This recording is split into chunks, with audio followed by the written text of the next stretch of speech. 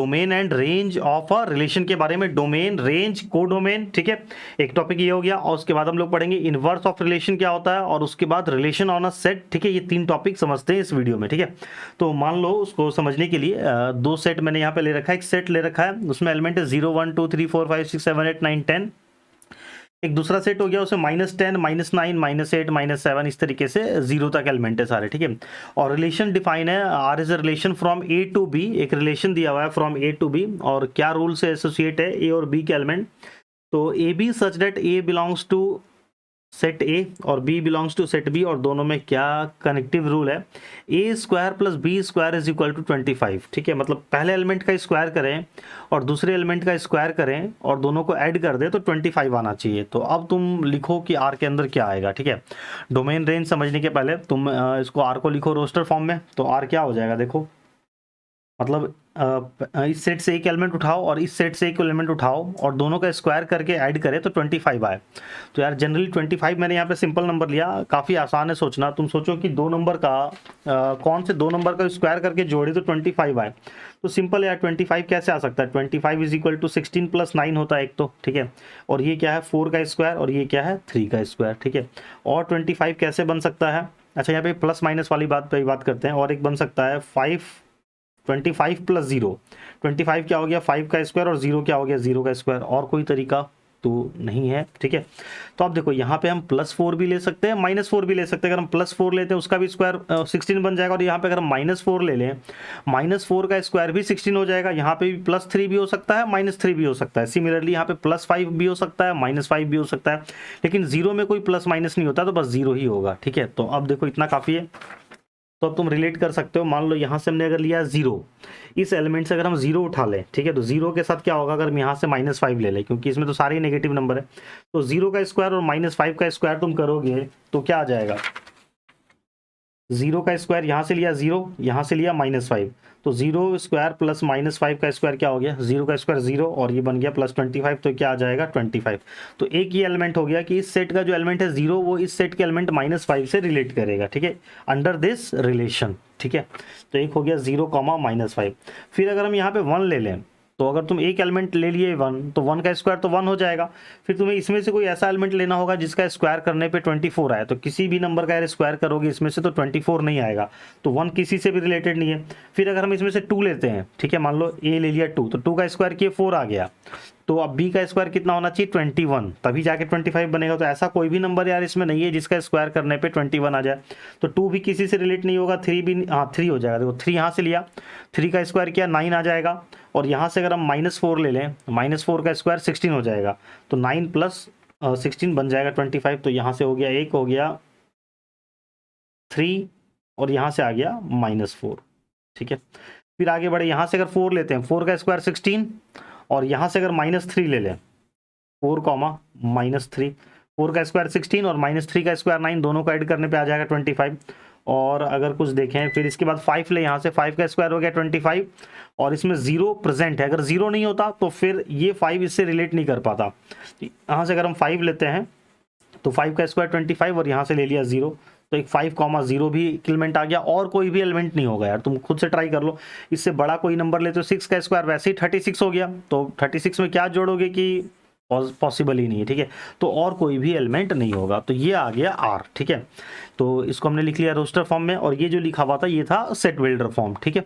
Set builder form में यार कुछ नहीं है, बस अभी तक जो हम लोग सेट को सेट बिल्डर फॉर्म में लिखते हैं तो वहाँ पे हम लोग ऐसे लिखते थे, सिंपल एक सेट रहता था, तो A is equal to X such that X belongs to something something और उसका रूल बता देते थे। लेकिन रिलेशन के जो भी एलिमेंट होंगे वो ऑर्डर्ड पेयर के फॉर्म में होंगे। तो हम लोग रिलेशन को जो लिखते हैं वहाँ पे इस तरीके से लिख लेते हैं, ए कॉमा बी कर लो या X comma Y, such that A के बारे में बता दो, बी के बारे में बता दो और ए और बी किस रूल से कनेक्टेड है वो रूल बता दो, बस। तो ये हो गया ए बिलोंग्स टू, मान लो हम लिख लेते हैं फर्स्ट सेट, और बी बिलोंग्स टू सेकंड वाला सेट। और ए और बी में जो भी रिलेशन यार कुछ भी हो सकता है कि ए प्लस बी करने पे 5 आना चाहिए, या ए माइनस बी करने पे 11 आना चाहिए, या ए स्क्वायर इज इक्वल टू ए का स्क्वायर करे तो बी आना चाहिए, कुछ भी यार रूल बन सकता है, ठीक है।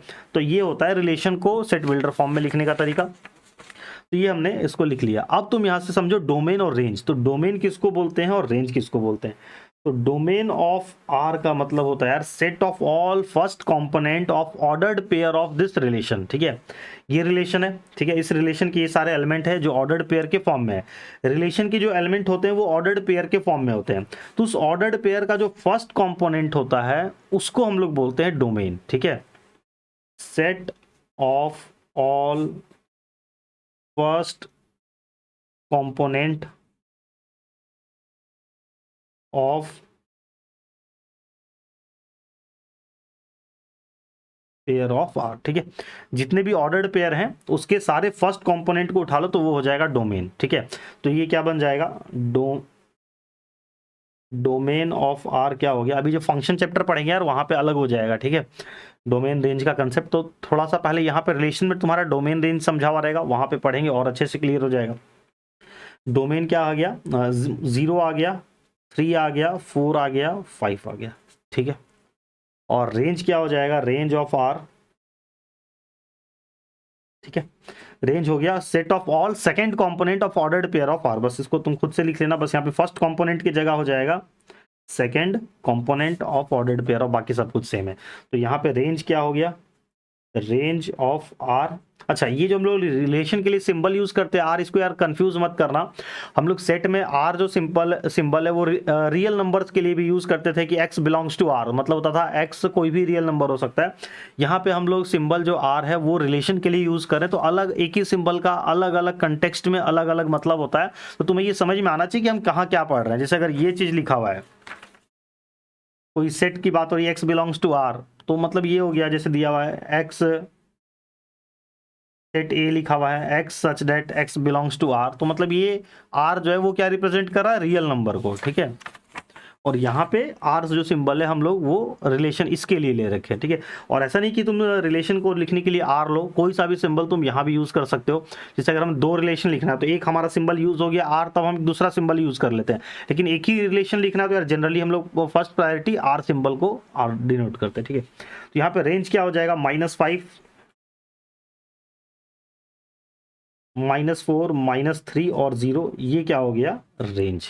ठीक है, और ये रेंज क्या, ये भी क्या हो गया, रेंज क्या हो, कुछ कलेक्शन ऑफ एलिमेंट हो गया। तो कलेक्शन ऑफ समथिंग को हम लोग बोलते हैं सेट, तो इसको भी हम लोग करली ब्रैकेट में ऐसे लिख देंगे। ये हो गया डोमेन, ये हो गया रेंज। अब एक समझो कि को डोमेन क्या होता है। ठीक है, तो जब भी हम लोग रिलेशन लिखते हैं, आर एक रिलेशन था फ्रॉम ए टू बी, तो ये जो सेकेंड वाला सेट होता है, पूरा का पूरा सेट, जो सेकंड वाला सेट होता है उस पूरे को हम लोग बोलते हैं कोडोमेन। ठीक है, तो इस केस में ये जो सेट बी है ये पूरा हो गया कोडोमेन, जिसमें से हम लोग रेंज को सेलेक्ट करते हैं।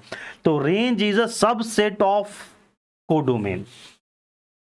जो रेंज है, रेंज का जो वैल्यू आ रहा है, देखो ये सारे नंबर कहाँ प्रेजेंट थे, इस कोडोमेन के अंदर ही है। ठीक है, ये सारे एलिमेंट को हम लोग रेंज नहीं बोलेंगे। ठीक है, जो रिलेशन का पार्ट होगा, रिलेशन क्या होता है, ए क्रॉस बी का सबसेट। ए क्रॉस बी का यार बहुत सारा सबसेट हो सकता है। ठीक है, तो ये जो इस रूल के अकॉर्डिंग हमने जो रिलेशन लिखा फ्रॉम ए टू बी, तो इस रिलेशन में मात्र ये 4 एलिमेंट आए, तो ये चारों का सेकंड पार्ट ये क्या कहलाएगा, इस वाले रिलेशन का रेंज। ठीक है, अब अगर हम रूल चेंज कर दें तो ये सारे एलिमेंट्स चेंज हो जाएंगे, फिर उसका फर्स्ट पार्ट अलग होगा, सेकंड पार्ट अलग होगा, तो उस रिलेशन का डोमेन रेंज चेंज हो जाएगा। इस रिलेशन की अगर हम रेंज की बात करें तो ये हो गया, लेकिन को डोमेन सेम रहेगा हमेशा। को डोमेन जो होता है पूरा सेकंड वाले सेट पूरे को हम लोग बोलते हैं को डोमेन। ठीक है, और जो रेंज होता है, रेंज इज सब सेट ऑफ को डोमेन। ठीक है, जो रेंज है वो पूरा को डोमेन के बराबर भी हो सकता है और कम भी हो सकता है। जैसे यहाँ पे अगर हम देखें तो जो रेंज है उसमें सिर्फ 1 2 3 4 वैल्यूज आई है, लेकिन यहाँ पे को डोमेन में इतनी सारी वैल्यूज थी। अगर कोई ऐसा रूल आ जाता, रूल चेंज कर देते जिसमें क्या होता है कि सारे एलिमेंट इससे रिलेट हो जाते, ये मतलब रेंज में ये सारा पार्ट आ जाता, तो उस केस में क्या हो जाता, रेंज इज इक्वल टू को डोमेन। रेंज कभी भी को डोमेन से बाहर नहीं जा सकता है। ठीक है, मतलब रेंज जो है वो को डोमेन के अंदर अंदर ही रहेगा। ठीक, अब जैसे देखो यहाँ पे 2 का स्क्वायर करने पे 25 आ रहा है। अगर यहाँ पे हमने जैसे a के प्लेस पे 3 लिया है, अगर -3 भी ले लेते, जैसे 3, -4 लिया, अगर -3 भी ले ले, -3 का स्क्वायर, -3 का स्क्वायर 9, -4 का स्क्वायर 16, दोनों को जोड़ के 25 आ जाता। लेकिन -3 तो यार फर्स्ट वाले सेट में है ही नहीं। ठीक है, तो -3 है ही नहीं तो हम नहीं लिख सकते, बस हमें पहला एलिमेंट जो है वो सेट ए से उठाना है। ठीक है, ऐसा नहीं कि इस रूल को सेटिस्फाई करने के लिए तुम कोई सा भी नंबर ले लोगे, नहीं, यहाँ पे लिखा हुआ है कि ए कौन है भाई, ए जो है वो सिर्फ सेट ए का ही एलिमेंट होना चाहिए, ठीक है। तो जो रेंज होता है वो कोडोमेन का सबसेट होता है, तो सबसेट का मतलब हम लोग ऑलरेडी पढ़ चुके, कम या उससे बराबर। तो जो रेंज है वो कोडोमेन के बराबर भी हो सकता है और उससे कम भी हो सकता है, ठीक है। तो बस इतना ही मतलब होता है डोमेन का और रेंज का, ठीक है। यहाँ पे यार इतने सिंपल टर्म्स में हमें समझ में आ गया, और यही टॉपिक हम लोग फिर से पढ़ेंगे डोमेन रेंज फंक्शन चैप्टर में, तो वहाँ पे थोड़ा सा ज़्यादा पढ़ना पड़ेगा हमें, इतना सिंपल नहीं है।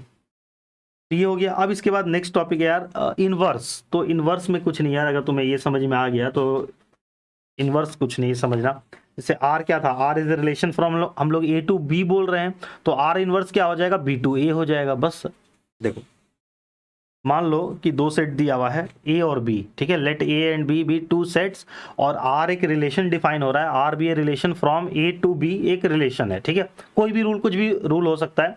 तो इनवर्स ऑफ आर क्या होगा, इनवर्स ऑफ आर को हम लोग इस रिलेशन आर का इनवर्स क्या होगा, मतलब हर एक ऑर्डर्ड पेयर को पलट के लिख दो यार, बस वही हो गया इनवर्स। तो inverse of R denoted by, उसको हम लोग इस सिंबल से ऐसे डिनोट करते हैं, आर के ऊपर एक छोटा सा -1 लिख देते हैं।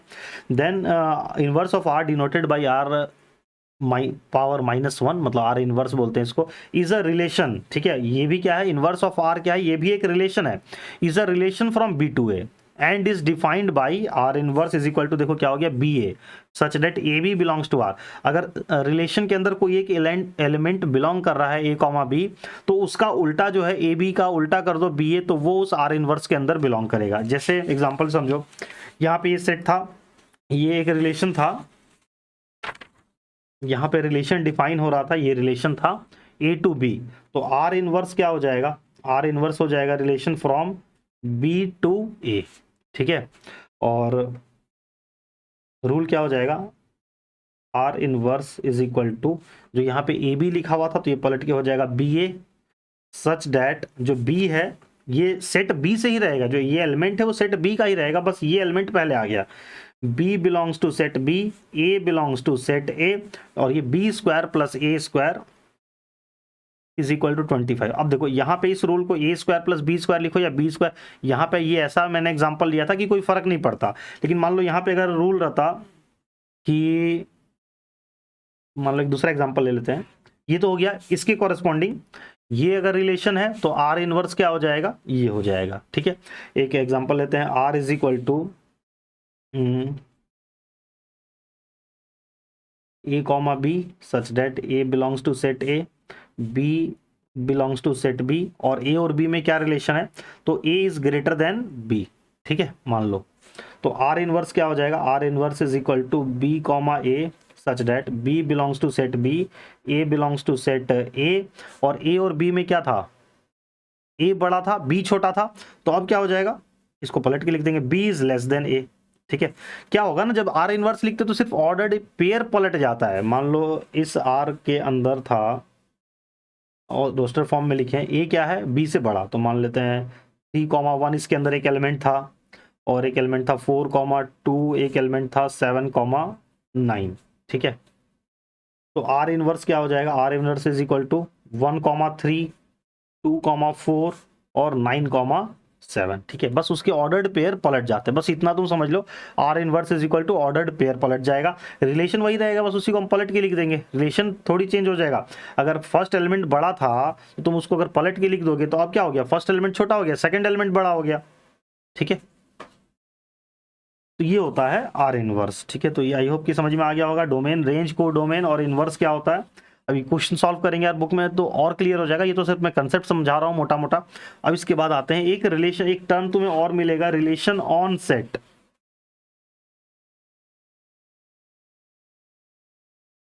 तो इसमें कुछ भी ऐसा नहीं है, स्पेशल कुछ नहीं है, रिलेशन ऑन सेट का बस ये मतलब हुआ कि जो हम लोग जनरली क्या लिखते हैं, R is a relation, R is a relation, general हम लोग का लिखने का तरीका, बताने का क्या तरीका होता है, दो सेट के बीच में रिलेशन ऐसे बताते हैं, R is a relation from A to B की या बी टू ए।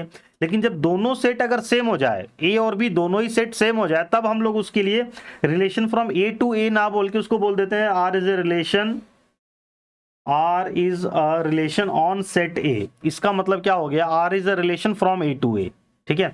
बस जब दोनों सेट सेम हो जाता है तो उसको हम लोग ए टू बी ना लिख के ए टू ए, और ए टू ए को शॉर्ट में बोल देते हैं R is a relation on set A. ठीक है, जैसे लिखा हुआ है आर इज अ रिलेशन